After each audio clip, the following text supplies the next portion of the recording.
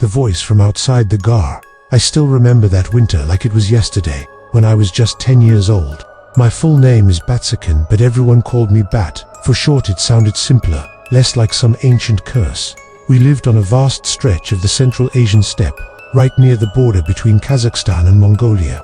It was the late 1990s, when the modern world felt 1,000 miles away from us. Life as nomads was straightforward, herding sheep and goats, moving with the seasons, and hunkering down in our round GER tents, lined with animal hides and wool to fend off the bone-chilling cold. During the day, I'd run around with the neighbor kids, chasing after mischievous goats, laughing and forgetting the dusty winds. My mother, Altantuya, was my only anchor.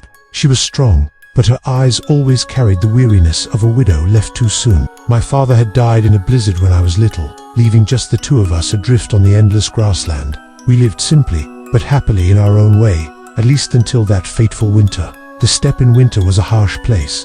At night, the wind howled like wolves calling from afar, carrying an icy bite that seeped through everything.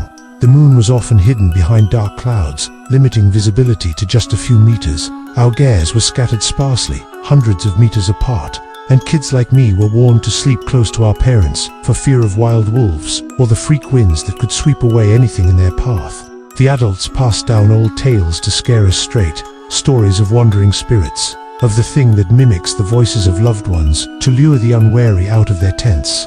Back then, I'd just giggle, thinking they were made-up yarns to keep us from wandering off at night. But everything changed when they reopened that ancient quarry at the foot of the mountains. The quarry was in an abandoned area, rumored to have been used as winter shelters or burial sites by ancient tribes. The rocky caves were jagged and deep, with strange markings on the walls like claws had scraped them. The local authorities, hoping for minerals, brought in workers to dig it up.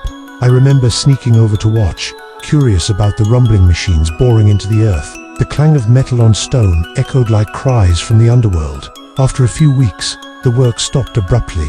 Rumors spread that they'd hit a strange cave, filled with old bones and a foul, rotting stench. No one would say more, but from then on, the steppe's air felt different. Nights grew longer, colder, and I started feeling like someone was watching me from afar. Nightmares came frequently. I'd dream of being lost in white snow, hearing my mother's voice, calling but never finding her. Our nearest neighbor was Mr. Erdeni, a middle-aged man living alone in a GER not far away. He'd once had a son my age, but the boy vanished years ago during a big windstorm. After that, Mr. Erdeni turned eccentric, quiet, often muttering about shadows that speak. Us kids were scared of him, dodging his path when he stared with bloodshot eyes. My mother said he was just lonely, but to me, he seemed like a living warning. There was also the old blind shaman at the edge of the village, in a rickety GER. He was the keeper of folk legends, telling stories around the fire. One time, he spoke of Anis, Black Anis, or the Green Mother outside the tent. It wasn't an ordinary ghost, but something older, slumbering deep in the mountain caves. Its skin was greenish-black like long frozen bruises, nails long and curved like a beast's claws, eyes glowing with pale green phosphorescence, no whites at all. It didn't show its full form, just shadowy outlines or low-flying lights. Anis Kara hunted only children under 12, not attacking outright, but luring them with mimicked voices of mothers or guardians, perfect down to the last detail.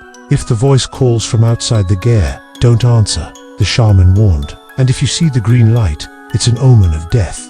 Within 3 to 7 days, a loved one will vanish or die. Strangely, accidents, odd illnesses, bodies gone without a trace. At first, I didn't believe it. I thought the blind old man was just scaring kids. But then, the first strange night happened. It was mid-December, light snow falling, wind whistling through the gas cracks. We'd crawled into the tent early. Mother sat knitting by the fire, telling me about her childhood in Mongolia. Her voice was warm, soothing.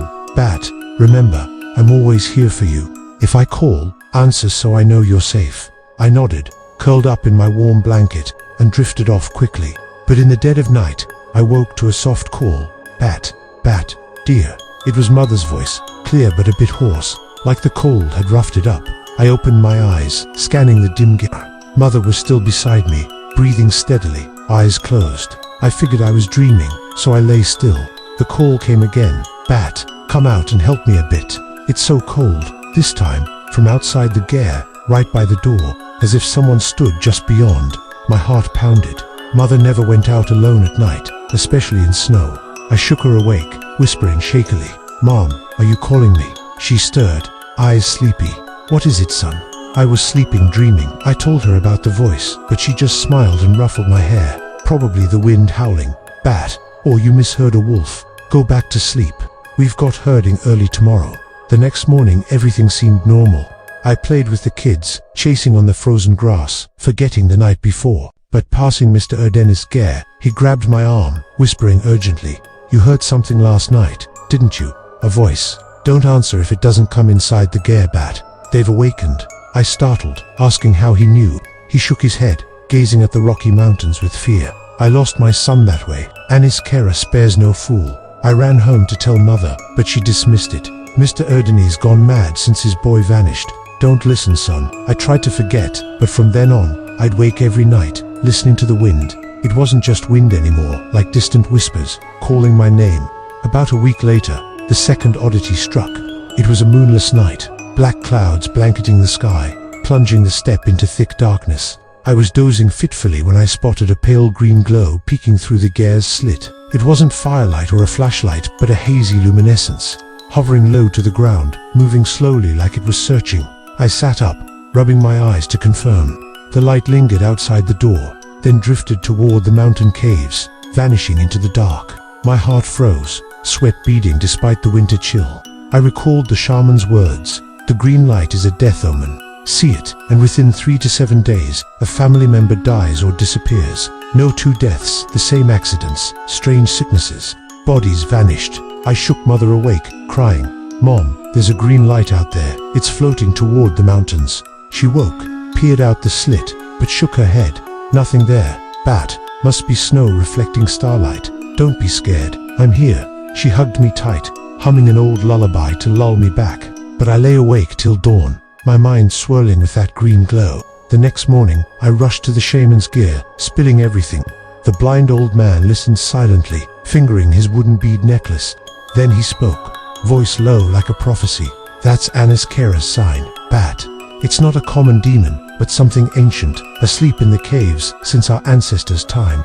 The quarry digging woke it. Anis Kera has skin greenish-black from eternal frost, nails long and hooked like a predator's, eyes just pale green glow, no whites. It doesn't reveal itself fully, just shadows or low-flying lights to entice. It preys only on kids under 12, their souls tender and trusting. No direct attacks. It mimics a mother's or guardian's voice exact, knowing private stories only family shares. Remember the rule, if the calls from outside the GER don't respond, and don't stare at the green light too long, it'll mark your name for doom." He added about the abandoned mountain cave. "It's where Anis Kera skins its victims, leaving child bones and scraps of old tent fabric. Like Black Annie's in European tales," he said, "but ours is fiercer, using family trust to kill." I left the shaman's GER flooded with terror. From then, I grew sensitive to sounds. I spoke less, always listening for odd noises. Mother noticed the change, worried but chalking it up to the cold. She started sleeping closer, holding me tight each night. But the calls didn't stop. They returned a few nights later, more cunning. "Bat, my love, I left my scarf out there. Come fetch it for me. I'm so cold, son." Mother's voice to a T, even the "my love" she used only in private. But she was asleep beside me, her warm breath on my neck.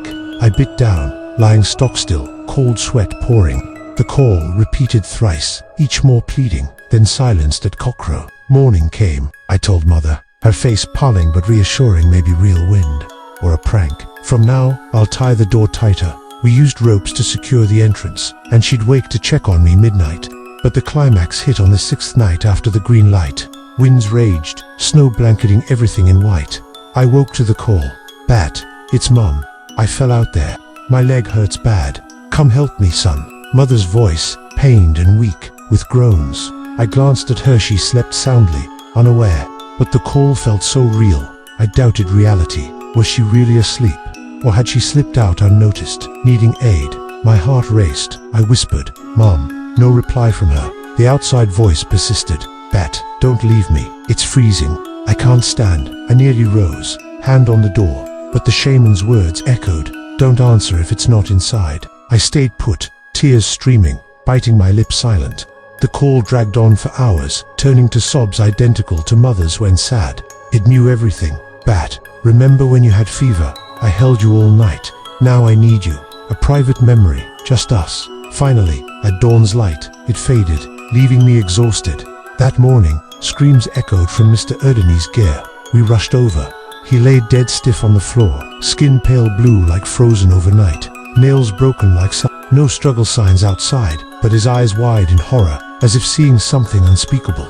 On the snow by his GER, tiny footprints like a child's led toward the mountains, then vanished. The shaman arrived, touching the body, murmuring. Anis Kara claimed him. He heard his lost son's voice and answered. Now, it'll target other children. I trembled, confessing all. Mother hugged me, sobbing.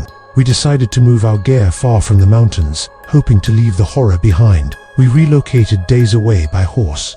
Life normalized, herding, play, but I wasn't the same. I no longer trusted mother's voice blindly. Nights, I'd listen, waiting for the call's return. And it did, sporadically fainter, like distance, tired it. Mother began treating Anis Kara as distant legend to calm me, but I knew it was real. I grew up with that primal fear of familiar sounds betraying, of the thin line between protection and destruction, of blind family faith leading to death. Years passed, now I'm 30, living in Ulaanbaatar, office job at a mining company at Ronik. Mother died 2 years ago of old age, peacefully asleep. I thought it over, just childhood haunts. But this winter, I returned to the steppe, to visit father's grave and old spots. I wanted to face the past, prove it illusion. I pitched a temporary GER near the border, alone, with familiar howling winds. First night, I lay reminiscing. Then, midnight, the call. Bat, it's Mum. Her voice, warm, real, laced with memory. My love, I miss you so. Come to me, but not from outside. From behind me, right at my ear, like icy breath. I spun around, nothing. Just thick darkness, and a pale green glow hovering low in the corner. My heart stopped. Was it really Mom, back from death? Or had Anis Kara followed all these years, waiting for weakness? I don't know. Maybe I'll never. Because tonight, the call persists, more insistent. Bat, my love. I'm so cold I sit silent, listening, wondering if I should answer. If I do, perhaps I'll find truth. Or maybe become part of that cave, with bones and old fabric scraps. But that night wasn't the end. I woke weary, but alive. I resolved to stay, investigate. I drove to the old village, seeking reminders. It's sparser now, many GERs abandoned. I met an old man, Erdeni's friend once, who said, Anis Kara's still here. Every winter, kids vanish. Green light floats, calls echo. But now its slayer uses memories to lure. He showed me an old fabric scrap from the cave, identical to our old GERs, with dried blood stains. I hiked the trail to the abandoned quarry. Weeds overgrew the pit. I shined a flashlight into the deep cave, gagging at the rotting stench. Inside, small bones scattered children's, mixed with long curved nails and dried greenish-black skin scraps. I fled, but exiting, the green light appeared nearby, hovering low, as if waiting. It followed a bit, then vanished. Second night in the GER, the call returned. Bat, it's Mom. Remember the lullaby. Sing with me, son, our private song, for when I was sick. I shook, clutching my head, convincing myself hallucination. But it lingered, mixing cries. Morning, news of a nearby village child missing overnight. Body found pale blue, nails shattered like Erdeni. No traces, just small footprints to the cave.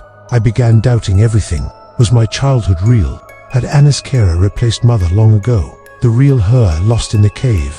Or am I part of it? Because I nearly answered. I left the steppe, driving to the city. But in the rear view, I glimpsed green light, trailing. Now, in my Ulaanbaatar apartment, every night I hear the call, Bat. It's Mum. Not from outside, but mirrors, dark corners, my own head. I can't sleep, just listen. Maybe one day, I'll answer. And then, I'll know, or not. Because the boundary between reality and haunting blurred long ago. I'm writing this as a warning. If you're on the steppe and hear a loved one's voice from outside the GER, don't answer. It might not be them. And if you see the green light, run. But for me, it's too late. The call echoes, and I'm wondering, did mother really die of old age? Or is she waiting in the cave, with greenish-black skin and long curved nails?